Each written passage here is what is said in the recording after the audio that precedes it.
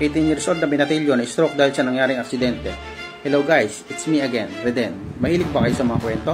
Welcome back para sa isang incredible, unbelievable vehicle accident survival stories around the globe. Ang mundong ito ay puno ng mga kaganapang hindi inaasahan. Isang araw, isang pangyayari ang maaaring magbago ng iyong buhay nang walang paalam. Ganito rin ang nangyari kay Rayleigh. Sa kanyang edad na 18 taon, isang malubhang aksidente ang nagdulot sa kanya ng stroke habang papunta sa paaralan. Ang simpleng biyahe na dati niyang ginagawa ay biglang naglaho sa isang madilim na aksidente. Isang aksidente na nagdulot ng pinsala hindi lamang sa kanyang katawan at utak, kundi pati na rin sa kanyang buhay. Matapos ang aksidente, isang bagong hamon ang inaharap ni Rayleigh. Ngunit sa kabila ng lahat ng ito, hindi siya sumuko. Sa halip, hinanapan niya ng paraan upang maging inspirasyon sa iba, lalo na sa mga kabataan tulad niya. Sa tulong ng SEMU at ang kanilang dedikasyon sa pagtulong sa mga tao may kapansanan sa utak, naging posible para kay Rayleigh na makabangon. Ang kanyang pag-asa ay nagbalik at ang kanyang determinasyon ay lalo pang lumakas. Ang kwento ni Rayleigh ay hindi lamang tungkol sa kanya. Ito ay isang paalala sa atin, sa kabila ng mga pagsubok, mayroong liwanag sa uli.